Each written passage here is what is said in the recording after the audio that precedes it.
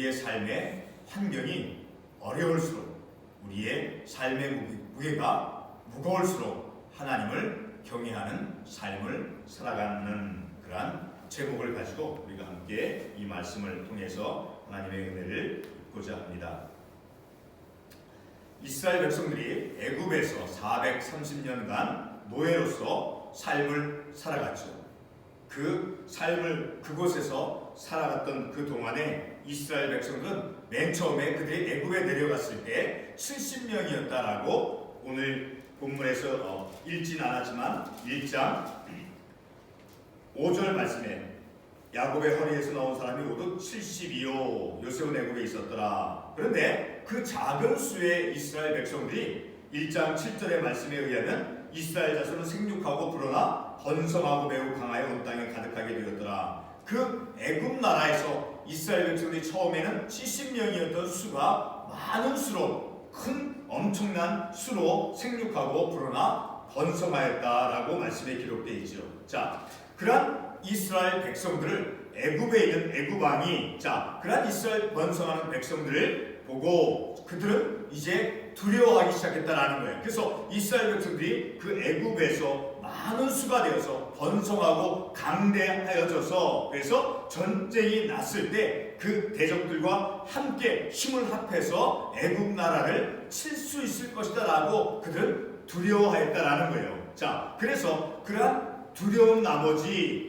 이스라엘 백성들이 그렇게 증가되어지는 그것을 막도록 하기 위해서 이 애굽 왕은 이제 그 이스라엘 백성들이 이제 특별히 아이를 낳는 과정에서 아이를 낳을 때 남자 아이를 낳게 되면은 그 아이를 죽게 하고 딸 아이만 이제 낳도록 하는 그러한 정책을 했다라는 거예요. 그리고 그러한 정책을 펴기에 앞서서 애굽 왕은 그 이스라엘 백성들에게 아주 엄청난 큰 고통스러운 아주 힘든 강제 노동을 하게 함을 통해서 이제 11절에 있는 말씀과 같이 국고성 비동과 나무색 그 애굽의 도시를 이제 짓도록 하기 위해서 그 강제 노역에 동원을 시켰다라는 거예요.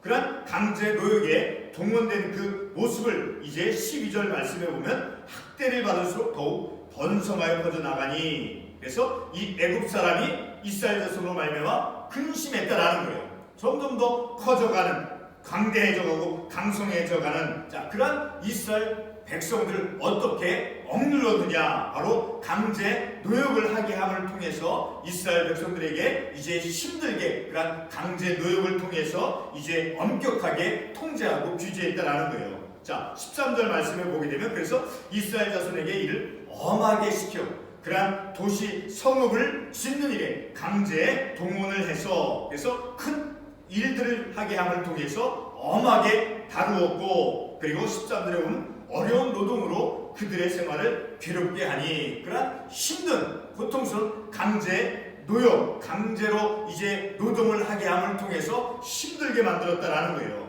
그래서 14절 하반부에 보면 그 시키는 일이 모두 엄하였더라. 그러니까 굉장히 그 이스라엘 백성들을 압제하고 억누르고 더욱더 번성하는 것을 막도록 하기 위해서 이런 강제 노역을 시키고, 또 한 가지는 이제 오늘 읽었던 본문의 말씀에서 애굽 왕이 이제 남자 아이가 태어나는 것을 이제 못 태어나게, 태어나면은 이제 죽게 만들고, 그리고 여자 아이들만 태어나게 하는 그러한 정책을 폈다라는 거예요.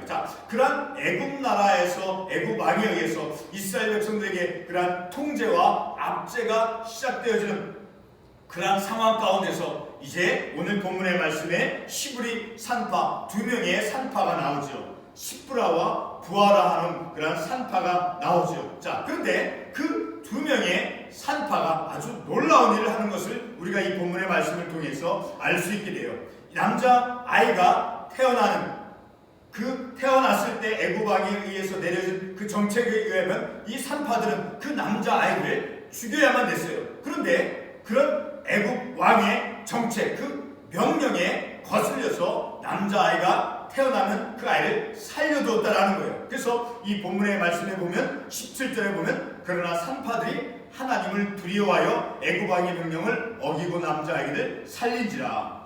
애굽 왕이 아무리 엄하고 무섭게 명령을 그 산파들에게 내렸다 할지라도 이 산파들은 하나님을 두려워하는, 곧 하나님을 경외하는 마음과 믿음이 있었다라는 것을 이 말씀을 통해서 우리가 알 수 있게 되죠. 그래서 그 하나님을 경외함으로 비록 이 히브리 이스라엘 여인이 남자아이를 낳았다 할지라도 그 남자아이를 살려줬다라는 거예요.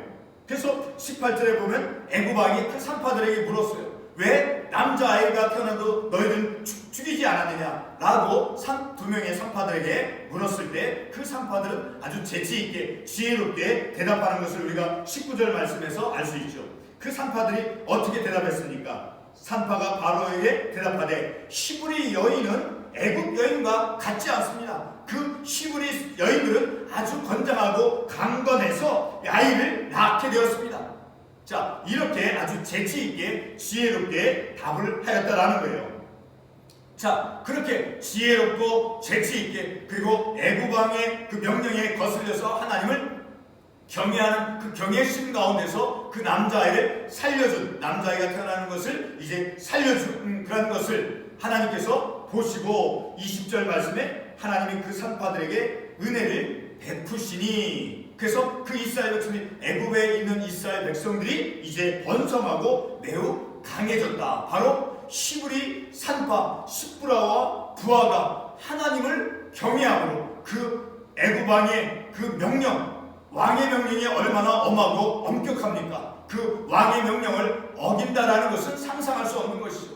그럼에도 이 히브리 산파 시브라와 부하는 애굽 왕의 명령을 거스리고 하나님을 두려워하고 하나님을 두려워하여서 이 이스라엘 산모가 아이를 가진 그 이스라엘 여인이 아이를 낳았을 때 비록 남자아이가 태어났을지라도 그 남자아이를 살 수 있도록 그렇게 했다라는 거예요. 자, 그렇게 히브리 산파의 그런 하나님을 경외하는 그런 경외심으로 말미암아 21절 말씀에서 어떤 결과가 그들에게 주어졌습니까? 그 산파들은 하나님을 경외하였으므로 하나님이 그들의 집안을 흥왕하게 하였다. 그들의 집안을 복되게 했다라는 거예요. 흥왕케 해주었다라는 거예요. 왜? 하나님을 경외함으로. 비록 그 산파들이 처해 있던 그 애굽에서의 그 삶의, 그들의 삶의 주변의 환경이 힘들고 아주 어떤 두려울 수 있는, 어떤 위기가 닥칠 수 있는 그러한 환경과 상황이었음에도 불구하고 하나님을 두려워하고 하나님을 경외하는 그런 경외심을 가지고 삶을 살아갔다라는 거예요. 자, 그래서 이제 그 이스라엘 백성들이, 애굽에 있는 이스라엘 백성들이 이제 번성하고 그리고 그 산파들의 그 집이 흥왕케 되어지는 그런 하나님의 은혜와 복을 받았음을 우리가 이 말씀을 통해서 알 수 있게 되죠. 자, 우리가 하나님을 경외함으로 어떤 은혜와 하나님께서 하나님을 경외하는 자를 어떻게 하나님께서 인도하시는가 하는 것을 우리 한 군데의 말씀을 더 보겠습니다. 같은 창세기 출애굽기 9장 19절과 20절 21절에 보면 하나님께서 그 애굽 땅에 7번째 재앙, 우박의 재앙을 내립니다. 그때 우박이 내릴 때 들에 있는 모든 가축들이 이제 죽임을 당할 것이다. 자, 하는 그런 말씀을 이제 19절서부터 21절까지 해서 말씀을 하죠. 자, 19절 하반부에 보면 우박이 그 위에 내리니 그것들이 죽으리라 하셨다 하시리라. 자, 그런 7번째 재앙인 우박의 재앙이 애굽 땅에 임했을 때 어떠한 하나님의 심판이 있다는 것을 이제 말씀을 통해서 전달되어졌죠. 그런데 그 바로의 신하 가운데서 여호와의 말씀을 두려워하는 자들이 있었다라는 거예요. 자, 여기서 여호와의 말씀을 두려워한다는 것은 하나님을 경외한다는 말과 같은 거예요. 자, 그 하나님의 말씀을 두려워하는 사람들은 어떻게 했는가? 바로 그 종들과 가축들을 집으로 피신케 했다라는 거예요. 자, 그런데 21절에 보면 그와 반대되는 사람들이 나와요. 여호와의 말씀을 마음에 두지 않은 사람은 그의 종들과 가축을 들에 그대로 두었더라. 그대로 두었으면 그 결과가 어떻게 되겠습니까? 바로 다 죽임을 당하죠. 그런데 하나님의 그런 재앙, 그런 것을, 그 예고를 아주 진지하게 받아들인, 다시 말해서 하나님의 말씀을 두려워한 사람들은 그런 재앙으로부터 모면을 당했다라는 거예요. 재앙으로부터 피할 수가 있었다라는 거예요. 자, 그러니까 하나님을 두려워하고 하나님을 경외하는 자의 삶은 이런 재앙으로부터도 이제 피할 수가 있다라는 거예요. 자, 우리 또 한 군데 말씀을 보도록 하겠습니다. 여호수아 여호수아 2장에 나오는 기생 라합이 그 정탐꾼들을 숨겨주었죠. 자, 6절 말씀에 보면 여호수아 2장 6절에 보면 그가 이미 그들을 이끌고 지붕에 올라가서 그 지붕에 벌려놓은 3대에 숨겼더라. 정탐꾼을 숨겨놓았다라는 것은 어떤 큰 위험을 무릅쓰고 정탐꾼을 숨겨두는, 자기를 희생하면서, 자, 이렇게 이 기생 라합은 자기에게 닥칠지 모르는 그런 위험한 상황임에도 불구하고 정탐꾼을 숨겨주었다라는 거예요. 물론 히브리서에서 그 라합의 믿음을, 자, 하나님을 믿는 믿음이 있었다라고 히브리서에서 말씀해주고 있죠. 자, 그런 것과 동시에 이 기생 라합은 이제 하나님을 경외하는 것을 선택했다라는 거예요. 하나님을 믿는 믿음을 선택했다라는 거예요. 정탐꾼을 이제 숨겨준 거에 대해서 그 여리고 왕에게 그 발각이 되면 자신이 어떻게 될 것이라고 하는 것을 그가 분명히 알고 있음에도 불구하고 위험에도 무릅쓰고 그는 하나님을 두려워하는, 하나님을 경외하는, 히브리서에서 말씀에 근거로 하면 하나님을 믿는 그 믿음으로 말미암아, 그러니까 믿음을 선택했다라는 거죠. 기생 라합이 위험에도 불구하고 그의 삶의 상황이 힘들고 위험스러운 상황이다 할지라도 하나님을 선택하는, 하나님을 경외하는, 하나님을 믿는 그 믿음을 이 라합이 선택함으로 그 여리고 성이 함락이 되어졌을 때 그 기생 라합의 집은, 그리고 그의 가족은 하나님께로부터 구원을 받았다라고 말씀에 나오고 있죠. 자, 이와 같이 오늘 우리가 이 말씀을 통해서 우리의 삶의 어려움, 내가 견딜 수 없는, 내가 감당할 수 없는 내 삶의 무게가, 우리의 환경 속에 내 삶의 현실 가운데 그런 무거움이, 위험스러움이, 답답함이, 힘든 것이 내 삶을 힘들게 만드는 상황이 되어진다 할지라도 우리가 하나님을 경외하는 삶을 선택한다라고 하면 오늘 이 본문의 말씀, 출애굽기 말씀에서, 자, 그 십부라, 그 다음에 부하, 이스라엘 히브리 산파들이 애국 왕의 명령을 어기고 하나님을 두려워했다라고 하는 거예요. 왕의 명령을 어기면서까지 얼마나 위험할 수 있습니까? 왕의 명령을 어기면서까지 희생을 감수하면서 하나님을 경외하는 것을, 하나님을 두려워하는 것을 이 히브리 산파 십부라와 부하는 선택했다라는 거죠. 그 결과 하나님께서 그의 가정과 그리고 그 땅 안에 있는 애국 땅에 있는 이스라엘 백성들을 흥왕케 했다라고 말씀하고 있잖아요. 자, 우리가 삶의 어려움 속에, 우리의 내 삶의 환경에서 내 삶을 힘들게 하고 나를 어떤 무력하게 만들려고 하는 그런 어떤 삶의 환경이 내 안에 주어져 있다 할지라도 그것을 두려워하기보다는 오히려 하나님을 경외하는 것을 선택하며 삶을 살아가는 기생 라합과 같이, 그리고 출애굽기 그 9장에서 그 우박의 재앙이, 7번째 재앙이 내릴 때 하나님을 두려워하는 자, 다시 한번 가보겠습니다. 어떤 종류의 사람이 나오는가? 바로의 신하 중에 출애굽기 9장 20절에서 21절에 보면 바로의 신하 중에 여호와의 말씀을 두려워하는 자들은 그 종들과 가축을 집으로 피하여 들었으니까, 그 여호와의 말씀을 두려워한 사람들은 가축들을 피신시켜 주었다라는 거예요. 그래서 그의 가축 종들이 살아남을 수 있었죠. 그런데 21절에 여호와의 말씀을 마음에 두지 아니하는 사람은 그의 종들과 가축을 들에 그대로 두었더라. 가축들이 들에 있었을 때 어떻게 되었겠습니까? 우박이 내렸을 때 우박으로 말미암아 다 죽임을 당했죠.